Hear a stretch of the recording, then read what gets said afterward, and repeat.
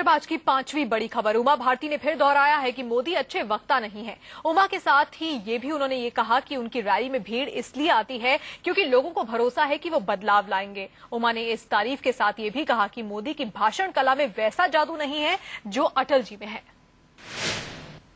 लेकिन अगर आपने गौर किया हो तो नरेंद्र मोदी जी बहुत अच्छे वक्ता नहीं है। आप कभी गौर से उनका भाषण सुनिएगा। सुना आपने, बीजेपी की फायर ब्रांड नेता कही जाने वाली उमा भारती ने नरेंद्र मोदी को लेकर बड़ी बात कह दी। सोमवार को एक रैली में बोलते हुए उन्होंने मोदी के अच्छे वक्ता होने पर ही सवाल उठा दिए। हालांकि बाद में उन्होंने कहा कि लोग मोदी को पीएम के तौर पर देखना चाहते हैं। अटल बिहारी वाजपेयी जी हमारी पार्टी के सबसे अच्छे वक्ता थे। लोग बोलते हैं कि भारत की राजनीति में उनके जैसा वक्ता नहीं था। लेकिन अगर आपने गौर किया हो तो नरेंद्र मोदी जी बहुत अच्छे वक्ता नहीं है। आप कभी गौर से उनका भाषण सुनिएगा।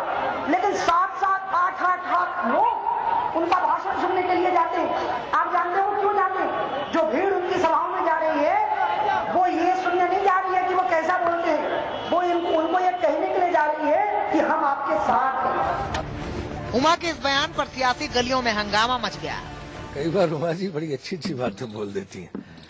वक्ता तो अच्छी है उमा जी, इसमें कोई शक नहीं है। कई बार अच्छी बातें बोलती है, बात उनकी बिल्कुल सही है कि वो वक्ता अच्छे नहीं है। और उसकी बड़ी बढ़िया मिमिक्री छगन भुजबल ने की है। उनके अंदर जो बोलने का जो उनका अंदाज था, उनका जो स्टाइल था, उनकी बातों में जो कंटेंट होते थे, उसकी तुलना नरेंद्र मोदी से करना मैंने सूरज को दिया दिखाने के समान है। कहाँ अटल जी और कहाँ नरेंद्र मोदी। उनका अपना मुद्दे है पार्टी का।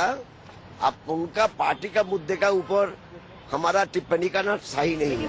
विरोधी हमला करते रहे, लेकिन मंगलवार को भी उमा ने वही बात दोहराई। दीदी, कल आपने अपने संबोधन में कहा था कि मोदी एक अच्छे वक्ता नहीं है, जबकि अटल बिहारी वाजपेयी बहुत अच्छे वक्ता थे और भीड़ उनको सुनने के लिए नहीं बल्कि उनके समर्थन में आती है। क्या इस पे क्या? यही सही, यही कहा वो कल कहा था, उसी को दिखाइए। उमा भारती के शब्दों से साफ है कि वो मोदी की तारीफ करते करते ये बात कह गई। लेकिन ये भी नहीं भूला जा सकता कि मोदी से पहले उनके रिश्ते अच्छे नहीं रहे हैं। साल 2005 में जब उन्हें बीजेपी से बाहर किया गया था, उसके बाद भी वो मोदी की खूब आलोचना करती थी।